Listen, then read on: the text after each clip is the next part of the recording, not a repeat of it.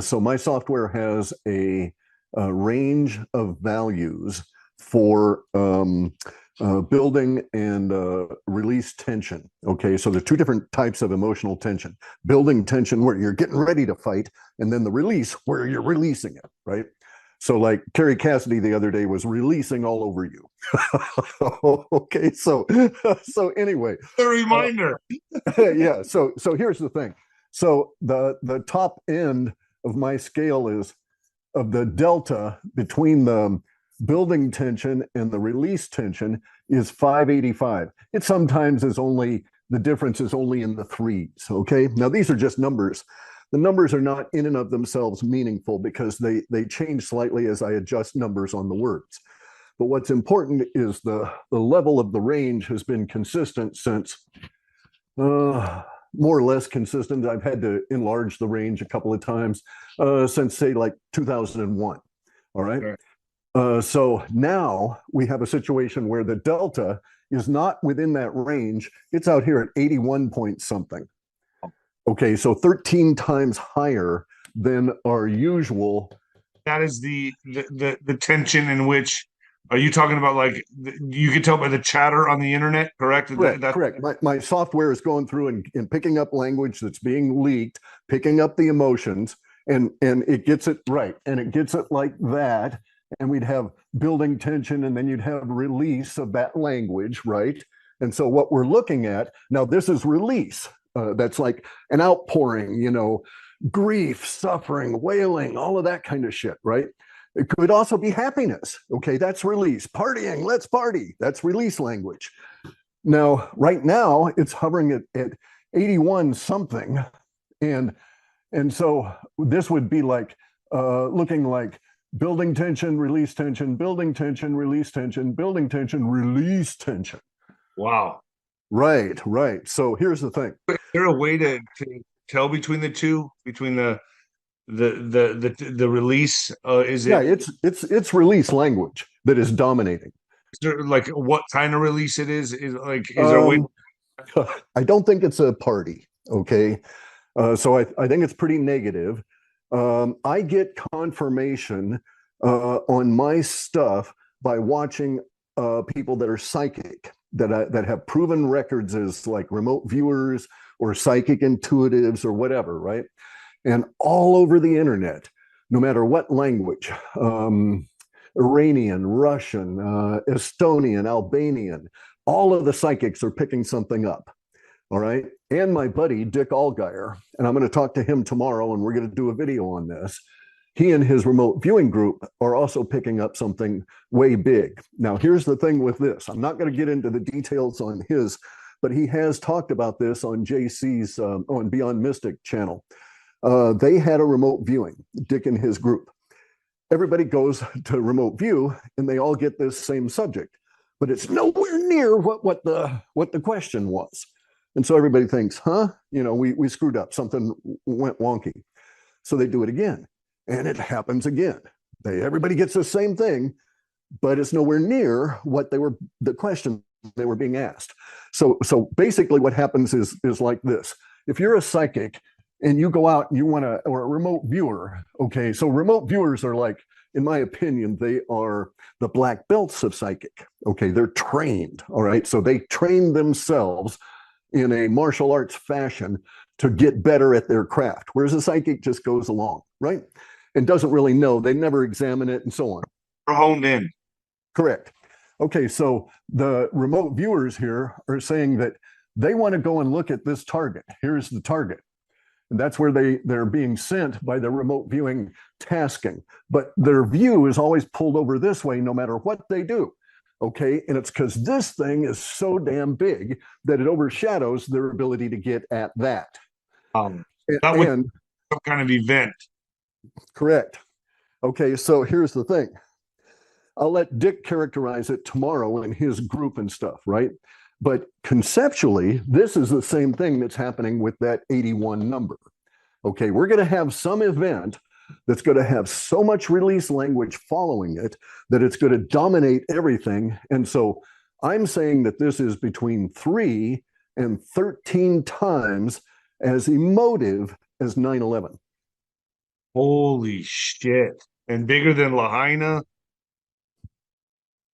So if you really think about this, we and everything that's happening with the House hearings, the walls are closing in on them. They're going to start playing. You don't think so? They don't care about that. They don't care about that. That's a minor little ripple to them. But they have to make some kind of big move, correct? They have to make. No, no, no. Okay, so in my understanding, that would not be accurate. Okay, that what's driving everything is the dollar, the money. Okay, and so here's the deal. Uh,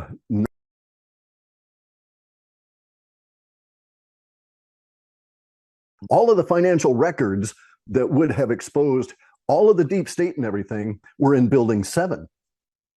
And what happened to it? Magically, it disappeared, right? As along with all the records. And we had that event that brought in the Patriot Act. So I would not be surprised right now that there was some dictatorial law that 2,000 pages of crap that they're trying, that's already ready to go for whatever this event is. Okay. I believe that it's my thinking that this event is going to be triggered in the future by events that are going on now relative to the financial situation. And that outcome is for sure already. So it could be some kind of a financial apocalypse. Like, well, no. So no, it wouldn't be like that. Okay. So the financial apocalypse is already happening. So this is a little tricky. So stick with me on this. All right. Hyperinflation is not an economic or a fiscal thing. Okay. You're going along, you got inflation at 40%, and then in 1 month, inflation could jump to 100 or 120%. Okay. It doesn't happen because of how much money they're putting into the system at that stage. It is entirely a psychological wave that sweeps through the population where they say, holy shit, this is not worth toilet paper. I got to spend this thing right now and get some level of value out of it because tomorrow it's going to be worth less. So if it took one of these to buy a sheet of toilet paper today, it'll take 2 or 3 of them to buy a sheet of toilet paper tomorrow. So I'd better spend it today. That's what hyperinflation is. It's this emotion, this tension, this building tension value around the value of the currency. And it just triggers. And the whole population within days, because one person starts panic spending, buying everything they can as though they were suddenly trying to hoard things, right? And the grocery store owner sees this, Mrs. Jones, why are you buying 3 carts full of steaks? That kind of thing, right? Exactly, panic buying, and the panic starts to spread. I believe, and so the panic ultimately spreads up into the financial people, all right? And so they can't have, the people that the Federal Reserve cannot have a hyperinflationary episode work through the population of the US.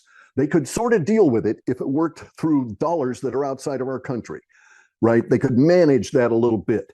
It would cause big problems here. We'd get up to like maybe 60% inflation, but somewhere between like where we're at now, which is like 40% inflation, and 60% inflation is the potential to trigger over to hyperinflation, where everybody, as soon as you get paid, you spend it all that day. Okay, this has huge ramifications for a system that is run on credit cards, and electronics. Because at the end of every month, when people got paid with paychecks or the end of every week, there's going to be a massive spike of spending. And then everything dries up in the rest of that week. And it really alters the nature of the social order. So the powers that be, the Federal Reserve, the mother weffers, they're fighting among themselves all the time. Our Federal Reserve right now is caught in a quandary. Do they try and save the Federal Reserve note and thus themselves, or do they pay attention to what Klaus Schwab and the mother weffers want to do? It is my thinking that the upcoming hyperinflationary wave that could hit the US has to be offset in a 9/11 kind of a fashion. They need an event to try and cover their ass. So I don't think we're talking about banks failing. I don't think we're talking about digital anything. I think we're talking about a physical attack, and I believe it'll probably be directed energy weapons because of the efficiency of that attack. Okay, so if we look how long, all right, so there was all kinds of magic. Okay, so the Khazarian mafia employed thousands of Jewish witches prior to 9/11, and they worked the magic, right? And they worked it up for the entire month of August and for the first 10 days of September. We watched this, those of us that tracked this shit online, we watched this happen. We didn't know what it was going to lead to, but it led to 9/11. Okay, so it is my thinking. Was at work before 9/11. They were going all in for that. Okay. Correct. So they're trying to work the spiritual side, the financial side, the psychological side, all of it together in a package. This is how you have to think holistically, right? And so they, in my opinion, they will have an event and they will try and capitalize on and control as much of their problems as they can with this one event. But to my way of thinking, all right, so my way of thinking is that things are not static over time, that humans learn. Humans have an experience, we harden with time, right? And so if you beat me every day for a week about the shoulders, my shoulder is going to get pretty tough, right? On that next week, they'll be sore. 2 weeks after that, you won't be able to beat my shoulders to any good effect at all because I will have toughened up. This is the nature of our reality.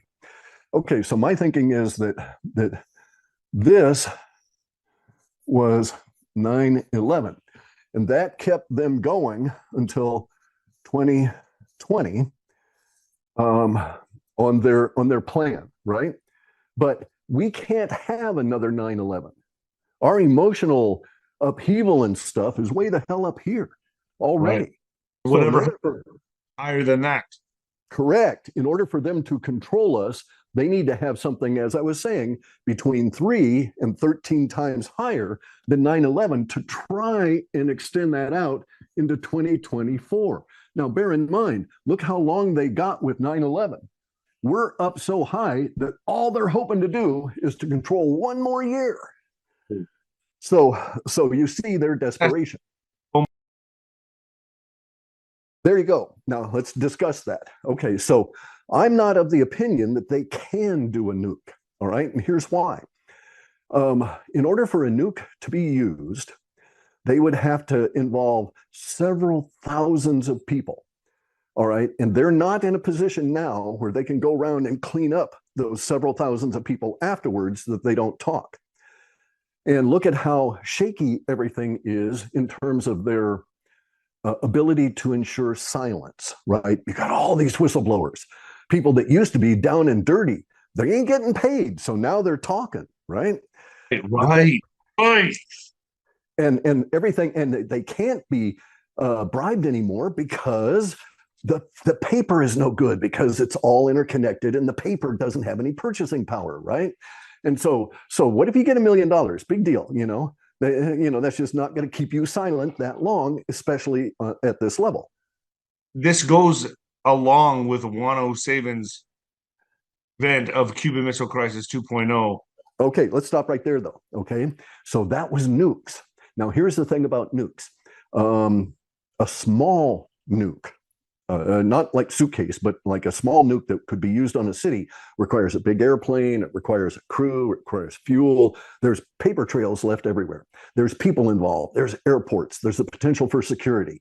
That all is going to come back and bite them in the ass. And they're so desperate to control through this year that they don't want to deal with any kind of fallout in between from whatever the hell there is they're doing.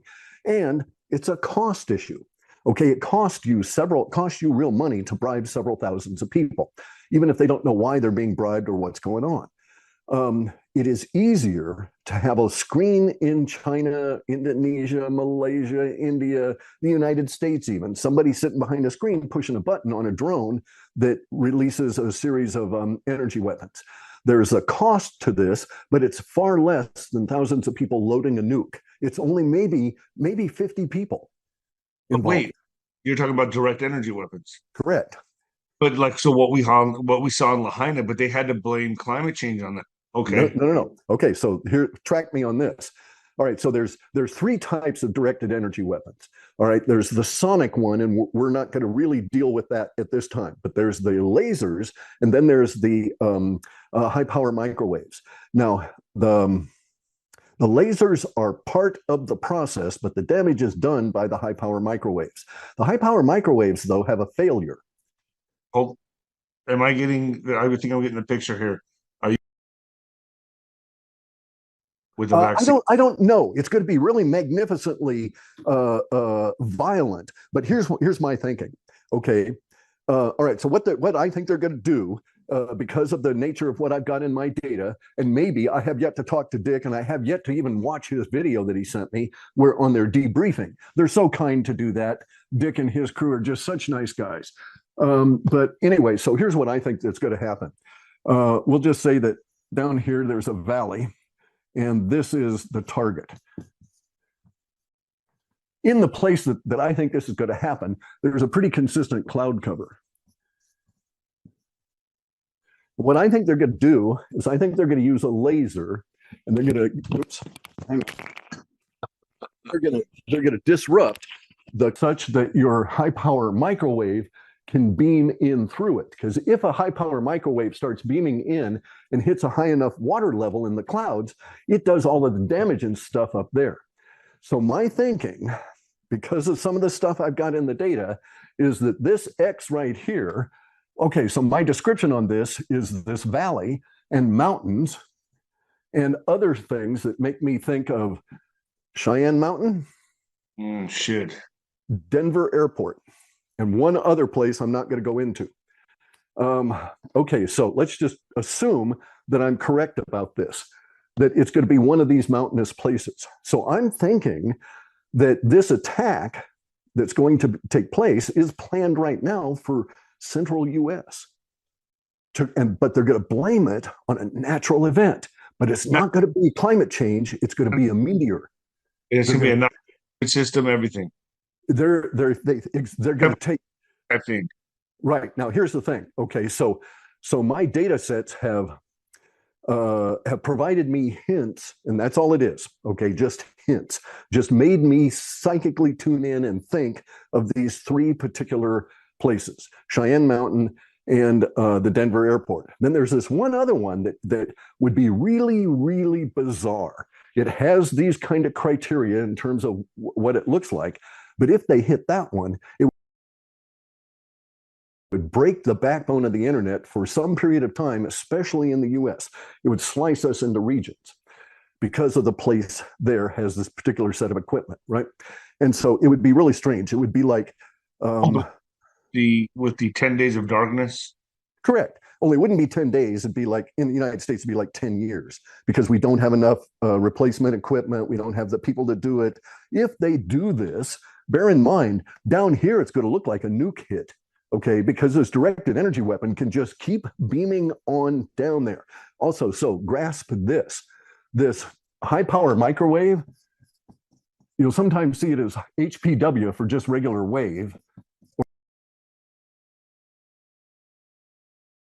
The 9/11 towers as they were falling. That's what caused the free fall and the dustification of the 9/11 towers. So they just sighted down on the towers, hit a button, and dissolved it on the way down. So there was 1.25 million tons of material in the towers. Do you know how much they hauled off? Do you know how much they actually hauled off? 40 truckloads. 40 truckloads of material. Wow. What? So where did the 1.25 million tons go? It was turned into dust and gas. And so this is what I think is going to happen. Now, if this is the Denver airport, they're after whatever the hell is underneath it.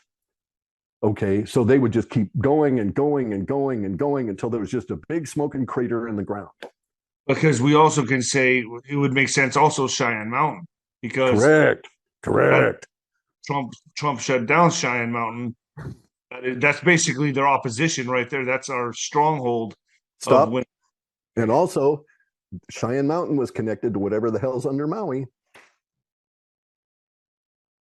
Wow. So they got to take that out. I don't know. They got to take out Cheyenne Mountain. See, I think these guys are not very sophisticated. So I wouldn't do things this way, but I'm not a bad guy. Okay. But I think they have to do something that is energetic and psychologically captivating. And the second part of it controls how much is the first part is used. They need so much energy into this that they capture our minds and hold them for a year. They want to get us into release language all, in flux so that they can move us and control us for a year. and hit Denver. Denver would be a target, not just the airport, the whole the whole place.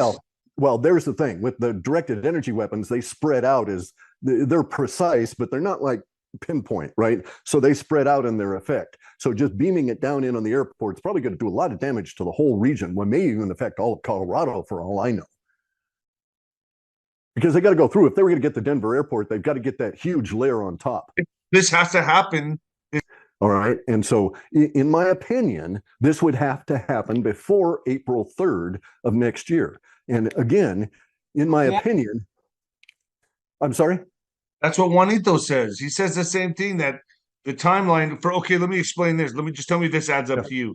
The October testing of the national emergency system is October 4th. He said that lines up with about 6 months out, which would be November, December, January, February, March, April, which right. Okay, so it's a power number, a power time, April 4th. Right, but here's the deal about that. Okay, so that's correct. All of that's factual. There's another thing to take into consideration. These people are into the dark arts, okay, our enemies, all right? So bear in mind, we fight warlocks and witches. So I'm a shaman, okay? I know magic. I can do everything a warlock does. It's just, I got better things to do, right? So here's the thing. I know that, and I know that they must cooperate in their magic with cycles. So I'm not so sure that they would let it go beyond the first part of March. It's going to be much better for them to do it in the winter than it is in the spring. Just that's why things happen in the fall, right? To set us up so that they can magnify the winter effect on our minds and control us that much longer. But you know how you feel in the winter. Right. Is it because it's so freezing? It's why would they do it in the winter? Okay, because there's less light. All right. This is really spooky, dude. We are light beings. Okay, so if you wrap yourself up in tinfoil, not only will you overheat, you will have a fantastic experience in your pineal gland as all of your biophotons are pushed back into your body. I do not recommend this, okay? But it is akin to a psychedelic without taking a drug. It is that powerful. We are light beings. We react to the sun. We react to light from the stars. We react to reflected light, et cetera, et cetera. In the winter, we have so much less because of the angles of the sun and stuff, especially up in the northern hemisphere. So they're going to try and harmonize. So what if I wrap myself in tinfoil and take a psychedelic? Oh, you wouldn't survive. No way. No way, dude. The bigger you are, the more biophotons you extrude. Okay. So I'm sorry? Bigger you are, as I said, or what did you say? Yeah. The larger mass you have, the physical mass, whether it's fat or muscle, doesn't matter much. There's slight gain with muscle over fat, but you emit more biophotons. Okay. So bigger people are going to suffer the effects, have a bigger trip, so to speak, than smaller, thinner people. It's just the way it works. You're just not going to get as much of this bounce back into the pineal gland. Now, if your pineal gland is calcified, you're not going to feel very much. You just get overheated and you're going to throw up, right? And like I say, don't do this. But my point being that we are light creatures, and and look, dude, how many times have you been treated with light for your injuries? The red light pads, all of those kind of things, right? Yep. Right. Yeah, come to think of it, yes. So, and if you were to be like up in the Northeast in the winter, how you would feel. Less light in the day. You don't care so much about the cold, but it's the light that impacts you. So I think these guys would harmonize. And so, of course, I'm thinking they're going to maybe do it before January-ish, right? Maybe it could get as far as February, but shortly thereafter, the angles don't favor them. The next time they would have an opportunity would be the next fall. I don't think they can survive that long economically. I agree. That's too late. Juanito and I have talked about this, and I've had some other people on that. This fall looks like a vertical jump in the drama. Are you seeing that as well this fall? Just because I'm saying it on my program. Yeah. That's what that release language is. Release language is Carrie Cassidy's drama that hit you the other day. She was like 9 out of 10 of her statements were release language. Yeah, that wet fish just slapping you upside the face.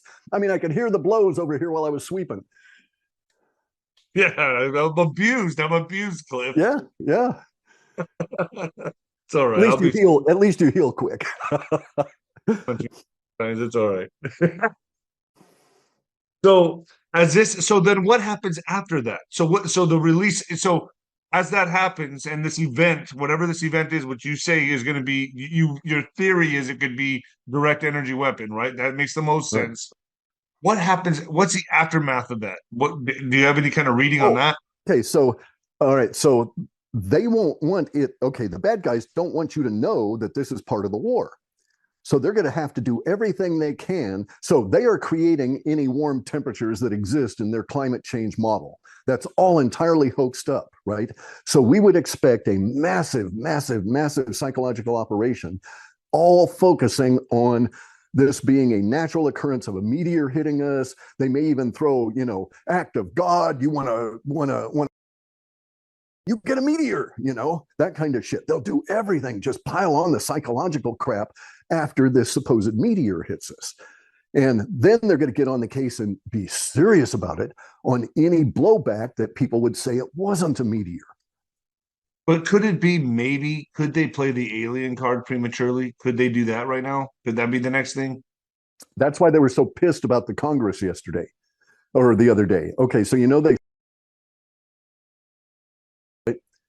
Oh, Mexican, yeah.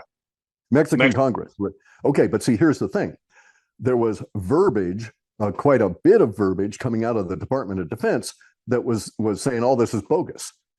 And it's like, why does our Department of Defense give a crap about what the Mexican Congress hears about space aliens? Maybe they care because they didn't want that whole shock value to be taken away from them. Got right? you. And it's already starting to spread around the planet. People are now starting to sell space alien artifacts on eBay, that kind of thing. Not the artifacts of the space aliens, but what the humans did in carving the space aliens that they interacted with, et cetera, right? So does this event, since you can foresee this coming, and I'm sure the white hats can, the good guys can, we all can, now my audience can. Now that we see this event coming, can we stop this? Or do we need to stop it, or does it need to happen? I don't. Okay, so there you go, dude. That's above my pay grade. That's a question for universe. All right. So I'm a doer in the body. My job is to do shit on this planet. So I'm not the thinker. I'm not the knower of information like that. So I don't know if enough of us were looking in Denver or looking at Cheyenne Mountain, would they do it? If enough of us say it's not going to be a nuke, it's going to look like a meteor, they're going to fake a meteor, they're going to do it directed energy weapons, will they do it? What's his name? Just